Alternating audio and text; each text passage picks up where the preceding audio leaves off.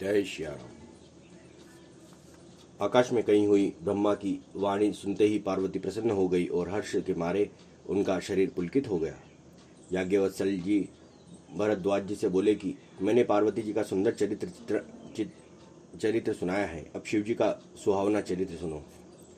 जब से सती ने जाकर शरीर त्याग किया है, तब से शिव जी मन में वैराग्य हो गए और वे सदा श्री रघुनाथ जी का नाम जपने लगे हैं। जहाँ तहाँ श्री रामचंद्र जी के गुणों की कथा सुनने लगे।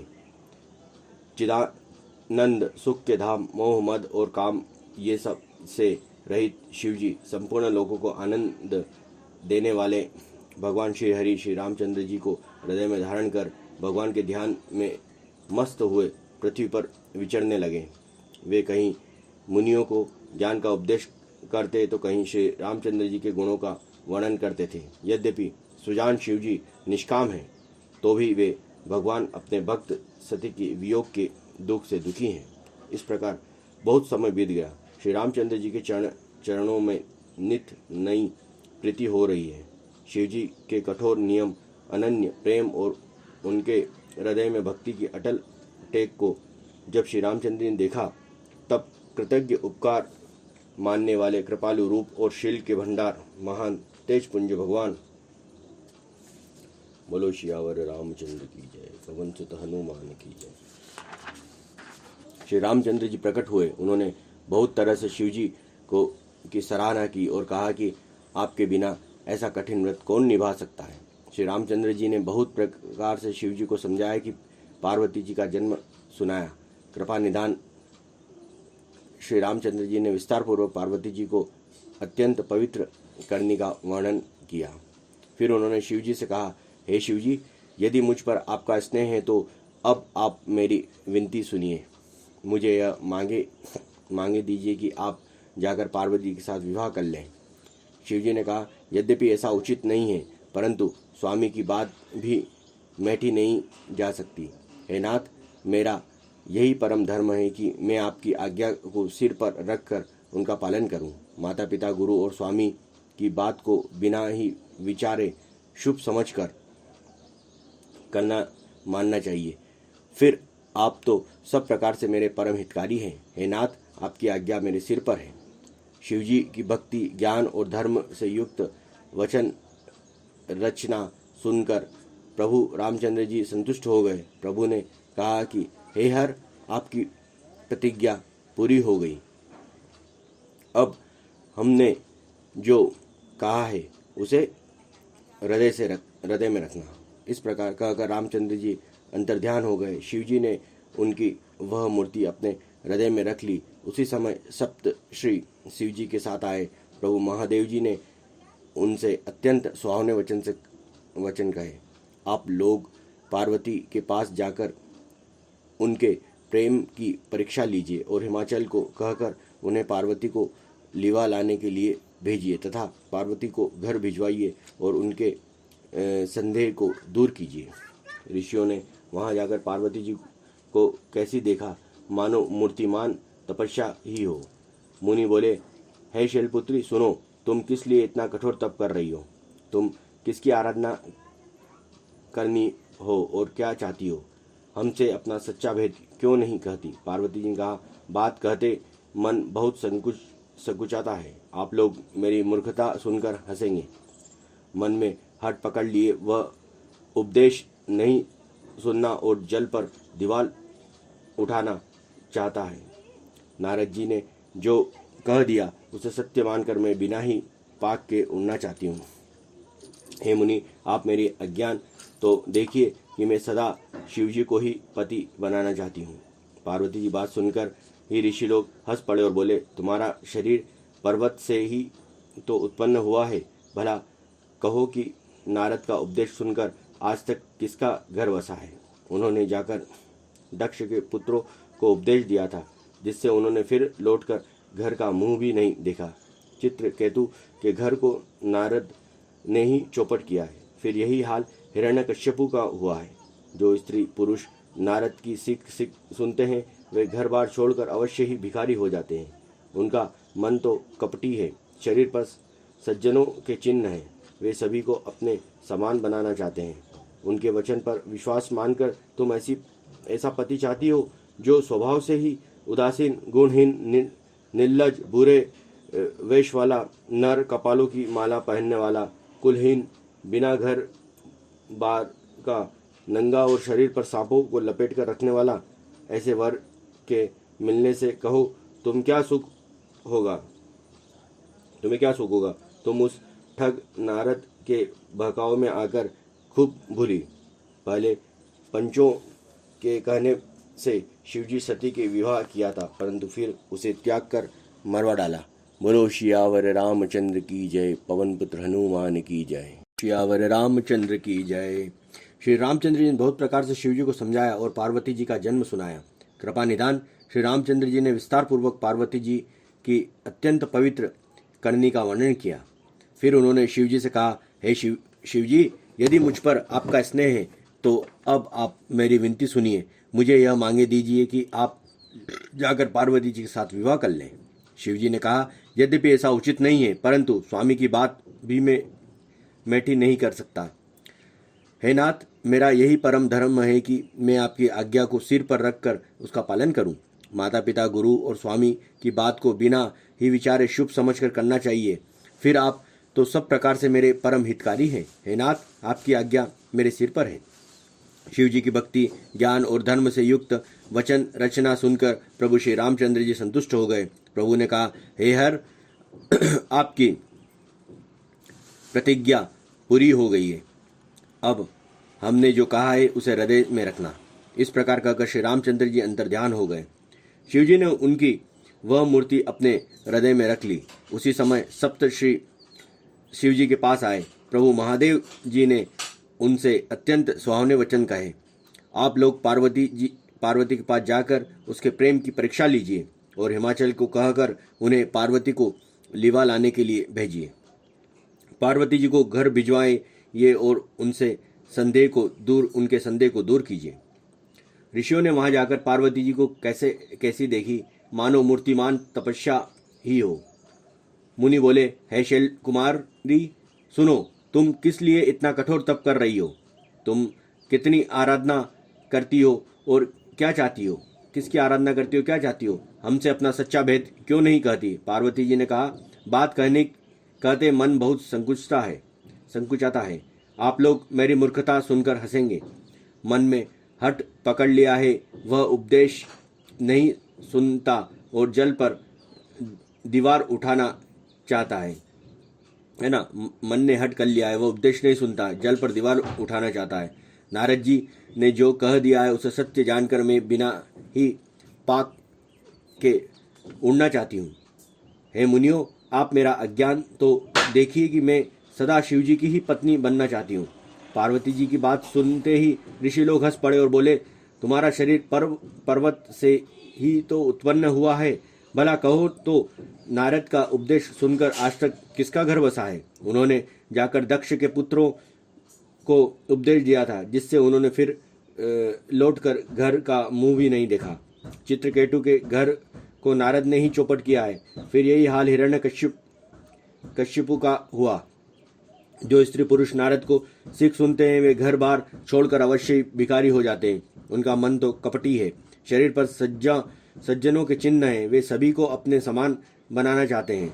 उनके वचनों पर विश्वास मानकर तुम ऐसा पति चाहती हो जो स्वभाव से ही उदासीन, गुणहीन, निर्लज, बुरे वेश वाला, नर कपाल की माला पहनने वाला, कुलहीन, बिना घर बार का, नंगा और शरीर पर सांपों को लपेटे रखने वाला।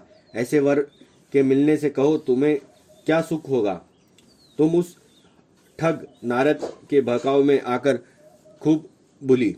पहले पंचों के कहने पर शिव ने सती से विवाह किया, परंतु फिर उसे त्याग कर मरवा डाला। अब शिव जी को कोई चिंता नहीं रही, भीख मांगकर खा लेते हैं और सुख से सोते हैं। ऐसे स्वभाव से ही अकेले रहने वाले के घर भी भला क्या कभी स्थिर टिक सकती है? अब भी हमारा कहाँ मानो, हमसे तुम्हारे लिए अच्छा वर विचारा है। वह बहुत ही सुंदर और पवित्र, सुखदायक और सुशील है, जिसका यश और लीला वेद गाते हैं। वह दोषों से रहित है, सारे सद्गुणों की राशि, लक्ष्मी का स्वामी और वैकुंठपुरी का रहने वाला है। हम ऐसे वर को लाकर तुमसे मिला देंगे। यह सुनते ही पार्वती हंसकर बोली, आपने यह सत्य ही कहा है। मेरा यह शरीर पर्वत से उत्पन्न हुआ है, इसलिए हट नहीं छूटेगी। शरीर भले ही छूट जाए, सोना भी पत्थर से ही उत्पन्न होता है, सो वह जलाए जाने पर भी अपने स्वभाव स्वर्णत्व को नहीं छोड़ता। अतः मैं नारद जी के वचनों को नहीं छोड़ूंगी, चाहे फिर घर बसे या उजड़े, इससे मैं नहीं डरती। जिसको गुरु के वचनों में विश्वास नहीं है, उसको सुख और सिद्धि स्वप्न में भी सुगम नहीं होती है। माना कि महादेव जी अवगुणों के भवन है और विष्णु समस्त सद्गुणों के धाम है, पर जिसका मन जिसमें रम गया, उसको तो उसी से काम है। हे मुनीश्वरों, यदि आप पहले मिलते तो मैं आपका उपदेश सिर माथे रखकर सुनती, परंतु अब तो मैं अपना जन्म शिव जी के लिए हार चुकी हूँ, फिर गुण दोष का विचार कौन करे। यदि आपके हृदय में बहुत ही हठ है तो विवाह की बातचीत बरेखी किए बिना आपसे रहा नहीं जाता, तो संसार के वर कन्या बहुत हैं। खिलवाड़ करने वाले को आलस्य तो होता नहीं, और कहीं जाकर कीजिए। ऐसा पार्वती जी बोलती है। मेरा तो करोड़ों जन्मों तक यही हट रहेगा कि या तो शिव जी को वरूंगी, नहीं तो कुमारी ही रहूंगी। स्वयं शिव जी 100 बार कहें तो भी नारद जी के उपदेश न छोड़ूंगी। जगजननी पार्वती जी ने फिर कहा कि मैं आपके पैरों पड़ती हूँ, आप अपने घर जाइए, बहुत देर हो चुकी है। शिव जी में पार्वती का ऐसा प्रेम देखकर ज्ञानी मुनि बोले, हे जगजननी, हे भवानी, आपकी जय हो, जय हो। आप माया हैं, शिव जी भगवान हैं, आप दोनों समस्त जगत के माता पिता हैं। यह कहकर मुनि पार्वती जी के चरणों में सिर नवाकर चल दिए। उनके शरीर बार बार पुलकित हो रहे थे। मुनियों ने जाकर हिमवान को पार्वती जी के पास भेजा और वे विनती करके उनको घर ले आए। फिर सप्त ऋषियों ने शिव जी के पास जाकर उनकी पार्वती की सारी कथा सुनाई। पार्वती जी का प्रेम सुनते ही शिव जी आनंद मग्न हो गए। सप्तऋषि प्रसन्न होकर अपने घर ब्रह्मालोक को चले गए। तब सुजान शिव जी मन को स्थिर करके श्री रघुनाथ जी का ध्यान करने लगे। उसी समय तारक नाम का असुर हुआ, जिसकी भुजाओं का बल, प्रताप और तेज बहुत बड़ा था। तारक, उसने सब लोक और लोक परलोक को जीत लिया। सब देवता सुख और संपत्ति से रहित हो गए। वह अजर अमर था, इसलिए किसी से जीता नहीं जाता।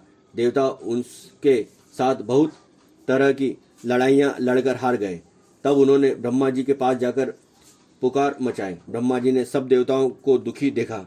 ब्रह्मा जी ने सबको समझाया और कहा कि इस दैत्य की मृत्यु तब होगी जब शिवजी के वीर्य से पुत्र उत्पन्न हो। इसको युद्ध में ही वही जीतेगा। मेरी बात सुनकर उपाय करो, ईश्वर सहायता करेंगे और काम हो जाएगा। सती जी ने जो दक्ष के यज्ञ में देह का त्याग किया था, उन्होंने अब हिमालय के घर जाकर जन्म लिया है। उन्होंने शिवजी को पति बनाने के लिए तप किया है। इधर शिवजी सब छोड़ छाड़ कर समाधि लगा बैठे हैं। यद्यपि है तो बड़े असमंजस की बात, तथापि मेरी एक बात सुनो। तुम जाकर कामदेव को शिवजी के पास भेजो। वह शिवजी के मन में क्षोभ उत्पन्न करें, उनकी समाधि भंग करें। तब हम जाकर शिवजी के चरणों में सिर रख देंगे और जबरदस्त उन्हें राजी करेंगे, विवाह करा देंगे। इस प्रकार भले ही देवताओं का हित हो तो और तो कोई उपाय नहीं है।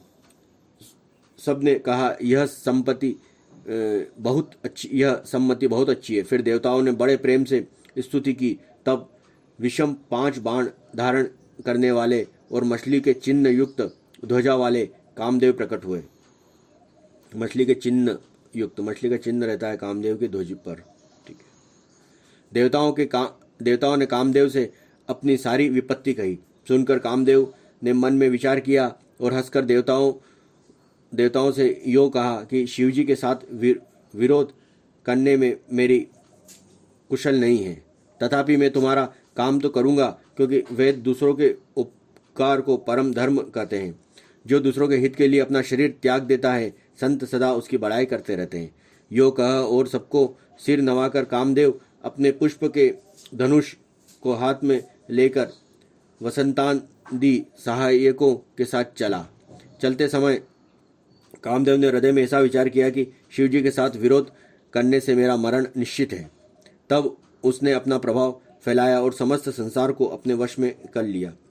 जिस समय उस मछली के चिन्ह की ध्वजा वाले कामदेव ने कोप किया, उस समय क्षण भर में ही वेदों की सारी मर्यादा मिट गई। ब्रह्मचार्य, नियम, नाना प्रकार के संयम, धीरज, धर्म, ज्ञान, विज्ञान, सदाचार, जप, योग, वैराग्य आदि विवेक की सारी सेना डर कर भाग गई। विवेक अपने सहायकों सहित भाग गया। उसके योद्धा रणभूमि में पीठ दिखा गए। उसी समय वे सब सदग्रंथ रूपी पर्वत की कंधारों में जा छिपे, अर्थात ज्ञान, वैराग्य, संयम, नियम, सदाचार ग्रंथों में ही लिखे रह गए। उनका आचरण छूट गया। सारे जगत में खलबली मच गई और सब कहने लगे, हे विधाता, अब क्या होने वाला है? हमारी रक्षा कौन करेगा? ऐसे दो सिर वाले कौन है जिसके लिए रति के पति कामदेव ने कोप करके हाथ में धनुष बाण उठाया है? जगत में स्त्री पुरुष संज्ञा वाले जितने चर अचर प्राणी हैं, वे सब अपनी अपनी मर्यादा छोड़कर काम के वश में हो गए हैं। सबके हृदय में काम की इच्छा हो गई। लताओं, बेलों को देखकर वृक्षों की डालियां झुकने लगी। नदियां उमड़ उमड़ कर समुद्र की ओर दौड़ी और ताल तलैया भी आपस में संगम करने मिलने जुलने लगी। जब जड़, वृक्ष, नदी आदि की यह दशा हो गई, तब चेतना जीवों की करनी कौन कह सकता है? आकाश, जल, पृथ्वी पर विचरने वाले सारे पशु पक्षी अपने संयोग का समय भूलकर काम के वश में हो गए। सब लोग कामांध होकर व्याकुल हो गए। चकवा चकवी रात दिन नहीं देखते थे। देव दैत्य, मनुष्य, किन्नर, सर्प, प्रेत, पिशाच, भूत, बेताल, ये तो सदा ही काम के गुलाम हैं। चकवा चकवी रात दिन नहीं देखते हैं। देव, दैत्य, मनुष्य, किन्नर, सर्प, प्रेत, पिशाच, भूत, बेताल, ये तो सदा ही काम के गुलाम है। यह समझकर मैंने इसकी दशा का वर्णन नहीं किया। सिद्ध, विरक्त, महामुनि और महान योगी भी काम के वश में होकर योग रहित और स्त्री के विरही हो गए। जब योगीश्वर और तपस्वी भी काम के वश में हो गए, तब पामर मनुष्यों की कौन कहे? जो समस्त चराचर जगत को ब्रह्मामय देखते थे, वे अब उसी स्त्रीमय देखने लगे। स्त्रियां सारे संसार को पुरुषमय देखने लगी और पुरुष उसे स्त्रीमय देखने लगे। 2 घड़ी तक सारे ब्रह्मांड के अंदर कामदेव का रचा हुआ यह कौतुक तमाशा रहा। किसी ने भी हृदय में धैर्य नहीं धारण किया। कामदेव ने सबके मन हर लिए। श्री रघुनाथ जी ने जिसकी रक्षा की, केवल वे ही उस समय बचे रहे। 2 घड़ी तक ऐसा तमाशा हुआ, जब तक कामदेव शिव जी के पास पहुंच गए। शिव जी को देखकर कामदेव डर गया। तब सारा संसार फिर जैसा का तैसा स्थिर हो गया। तुरंत ही सब जीव वैसे ही सुखी हो गए और मत वाले, नशा पिए हुए लोग मद नशा उतर जाने पर सुखी होते हैं। दुराधर्ष, जिसको पराजय करना अत्यंत ही कठिन है और दुर्गम, जिसका पार पाना कठिन है, भगवान संपूर्ण ऐश्वर्य, धर्म, यश भी ज्ञान और वैराग्य 6 ईश्वरीय गुणों से युक्त है। रुद्र महाभयंकर शिवजी को देखकर कामदेव भयभीत हो गए। लौट जाने की लज्जा मालूम होती है और करते कुछ बनता नहीं। आखिर मन में मरने का निश्चय करके उसने उपाय रचा। तुरंत ही सुंदर ऋतुराज वसंत को प्रकट किया और फूले हुए नए नए वृक्षों को कतारें सुशोभित हो गई। वन, उपवन, बावली, तालाब, सब दिशाओं के विभाग परम सुंदर हो गए। जहाँ तहाँ मानो प्रेम उमड़ रहा हो, जिसे देखकर मरे मानों में भी कामदेव जाग उठा है। मरे हुए मन में भी कामदेव जागने लगा। वन की सुंदरता कहीं नहीं जा सकती। काम रूपी अग्नि का सच्चा मित्र शीतल मंद सुगंधित पवन चलने लगी।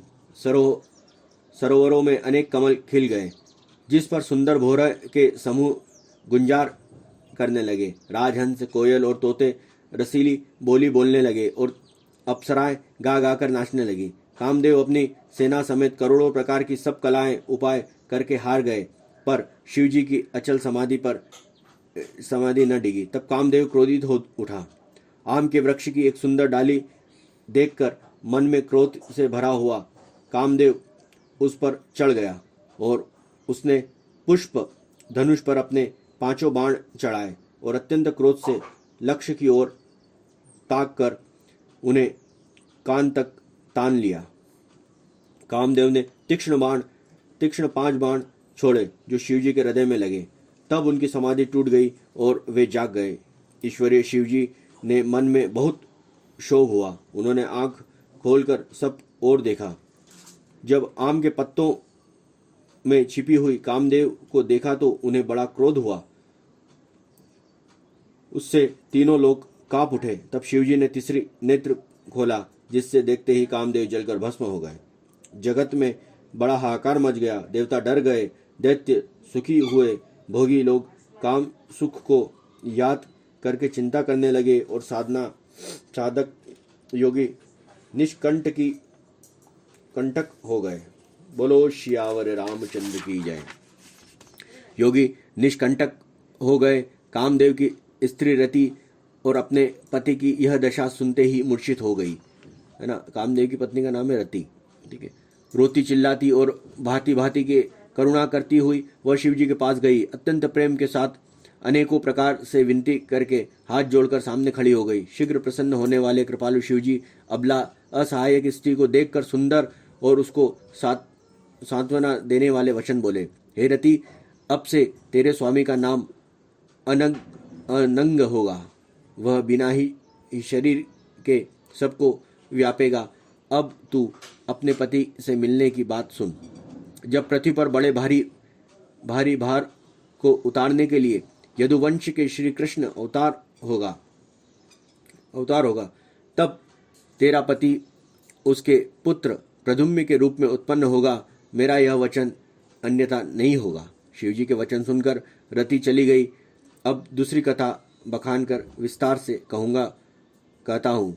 ब्रह्मादि देवताओं ये सब समाचार सुने तो वे वैकुंठ को चले।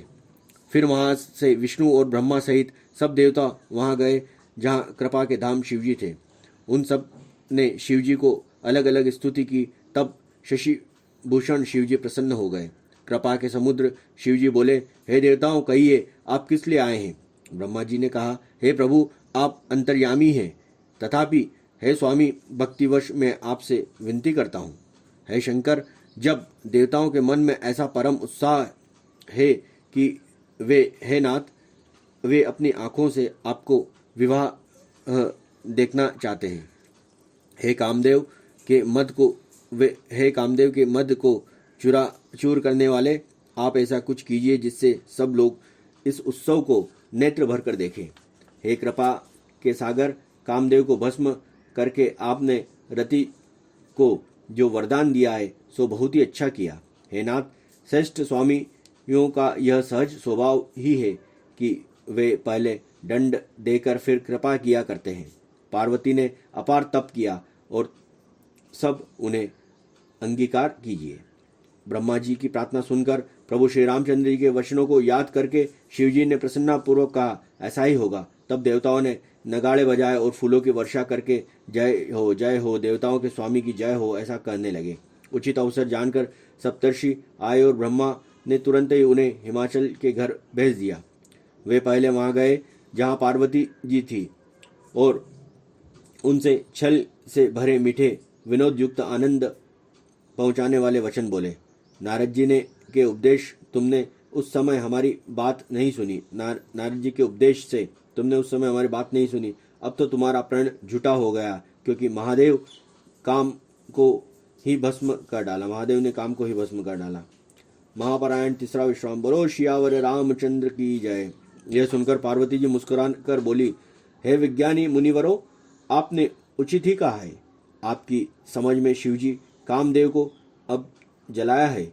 अब तक तो वे विकार युक्त कामी ही रहे, किंतु हमारी समझ से तो शिवजी सदा से ही योगी और अजन्मा अनिंद काम रहित तथा भोग रहित हैं। और यदि मेरे शिव को ऐसा समझकर ही मन, विचार और कर्म से प्रेम सहित उसकी सेवा की है, तो हे मुनीश्वरों सुनिए, वे कृपा निदान भगवान मेरी प्रतिज्ञा को सत्य करेंगे।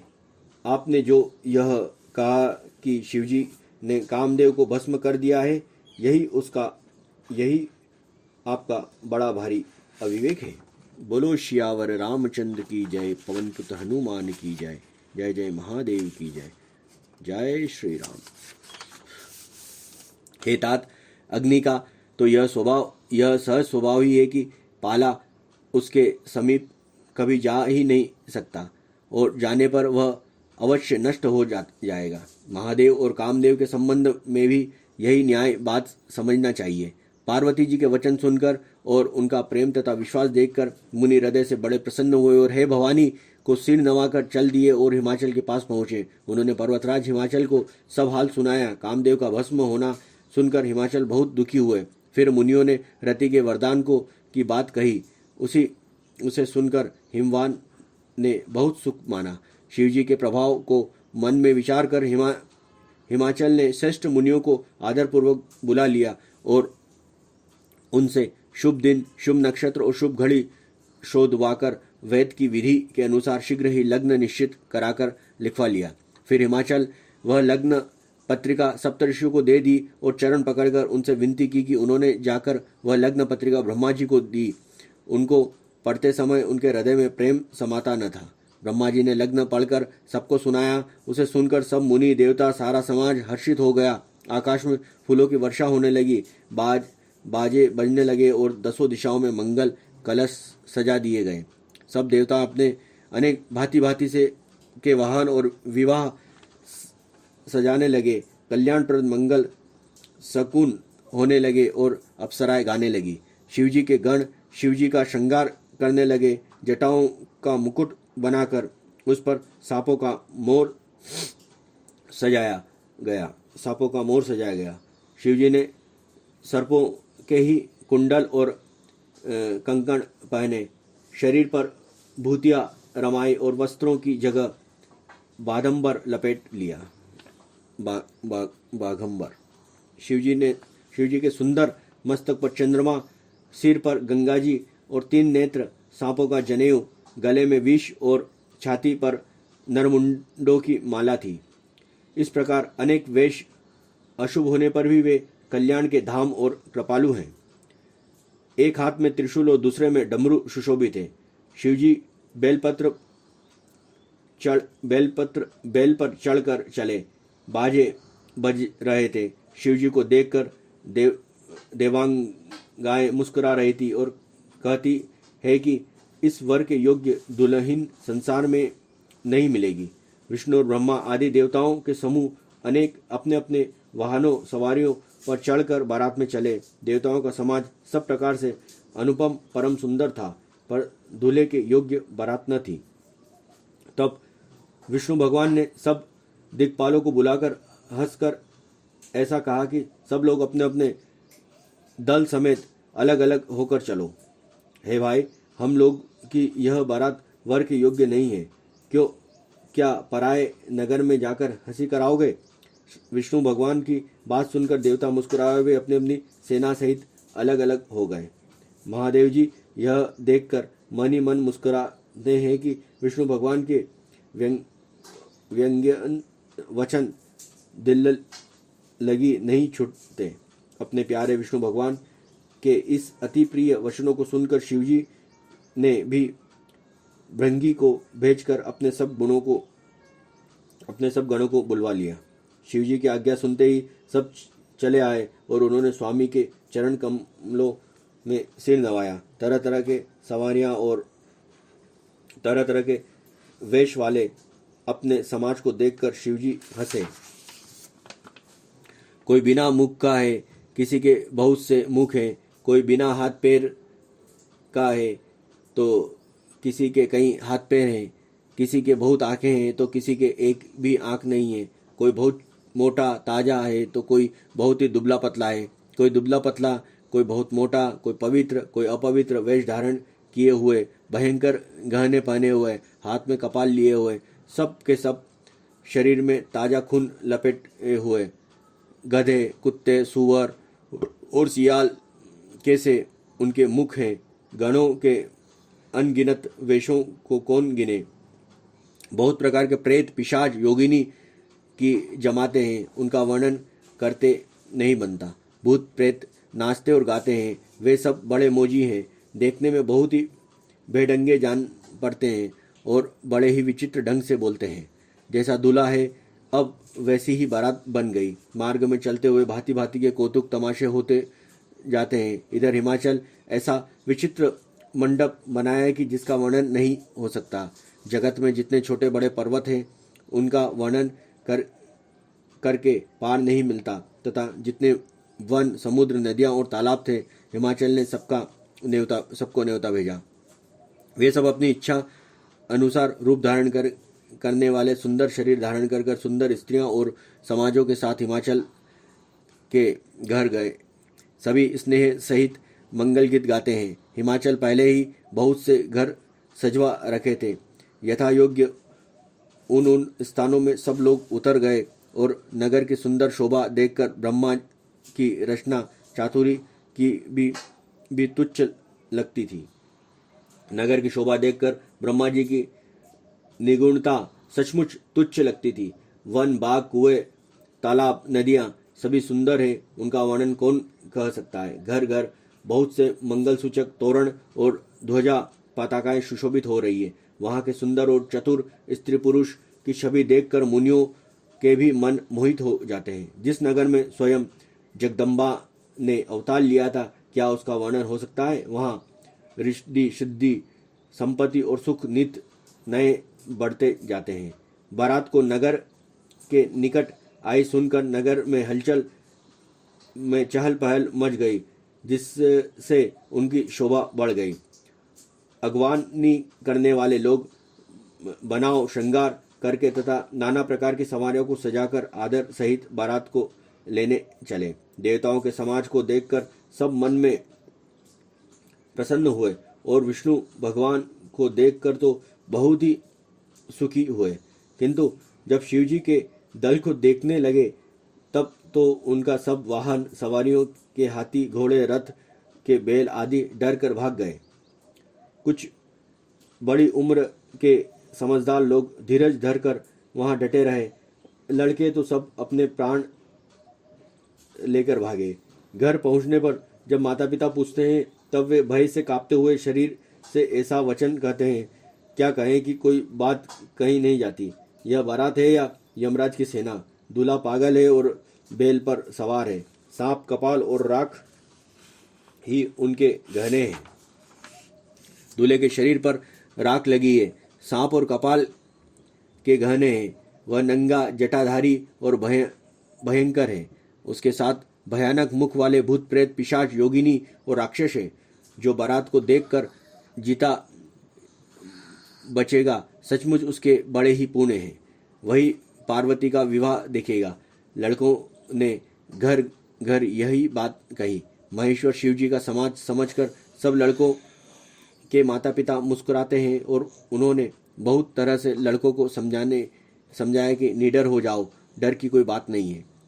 अगवान लोग बारात को लिवा लाए। उन्होंने सबको सुंदर जनवा से ठहरने को दिया। मैना पार्वती जी की माता ने शुभ आरती सजाई और उनके साथ की स्त्रियां उत्तम मंगल गीत गाने लगी। सुंदर हाथों में सोने का थाल शोभित है। इस प्रकार मैना हर्ष के साथ शिवजी का परिरक्षण करने लगी। जब महादेव को भयंकर वेश में देखा तब तो स्त्रियों मन में बड़ा भारी भय उत्पन्न हो गया। बहुत ही डर के मारे भाग कर वे घर में घुस गई और शिवजी जहाँ जनवासा था वहाँ चले गए। मैना के हृदय में बड़ा दुख हुआ। उन्होंने पार्वती जी को अपने पास बुला लिया और अत्यंत स्नेह से गोद में बिठाकर अपने गले, अपने नील कमल के समान नेत्रों में आंसू भरकर कहा, जिस विधाता ने तुमको ऐसा सुंदर रूप दिया है, उस मूर्ख ने तुम्हारे दूल्हे को बावला कैसे बनाया। जिस विधाता ने तुमको सुंदरता दी है उसने तुम्हारे लिए वर बावला कैसे बनाया? जो फल कल्प वृक्ष में लगना चाहिए वह जबरदस्त बबूल में लग रहा है। मैं तुम्हें लेकर पहाड़ से गिर पड़ूंगी, आग में जल जाऊंगी और समुद्र में कूद पड़ूंगी। चाहे घर उजड़ जाए और संसार भर में अपकीर्ति फैल जाए, पर जीते जी मैं इस बावले वर से तुम्हारा विवाह नहीं करूंगी। हिमाचल की स्त्री मैना को दुखी देखकर सारी स्त्रियां व्याकुल हो गई। मैना अपनी कन्या के स्नेह को याद करके विलाप करती, रोती और कहती थी, मैंने नारद का क्या बिगाड़ा था, जिन्होंने मेरा बसता हुआ घर उजाड़ दिया, जिन्होंने पार्वती को ऐसा उपदेश दिया कि जिससे उनके बावले वर के लिए तप किया। सचमुच उसने न किसी का मोह है, न माया है, न उनके धन है, न घर है, न स्त्री ही है। वे सबसे उदासीन है, इसी से वे दूसरों का घर उजाड़ने वाले हैं। उन्हें न किसी की लाज है, न डर है, न भला बांझ स्त्री प्रसव की पीड़ा को क्या जाने। माता का विकल देखकर पार्वती जी विवेक युक्त कोमल वाणी बोली, हे माता, जो विधाता रच देते हैं वह टलता नहीं, ऐसा विचार कर तुम सोच मत करो। जो मेरे भाग्य में बावला ही पति लिखा है तो किसी को क्या दोष लगाया जाए। हे माता, क्या विधाता के अंक तुमसे मिट सकते हैं? रक्षा कलंक का टीका मत लगाओ। हे माता, कलंक मत लो, रोना छोड़ो और अवसर विषाद करने का नहीं है। मेरे भाग्य में दुख सुख लिखा है, उसे मैं जहाँ जाऊंगी वहीं पाऊंगी। पार्वती जी ने ऐसे विनय भरे कोमल वचन सुनकर सारी स्त्रियां सोच करने लगी और भांति भांति से विधाता को दोष देकर आंखों से आंसू बहाने लगी। इस समाचार को सुनते ही हिमाचल उस समय नारद जी और सप्त ऋषियों के साथ लेकर अपने घर गए। बोलो शियावर रामचंद्र की जय, पवन पुत्र हनुमान की जय, जय जय महादेव की जय। बोलो शियावर राम।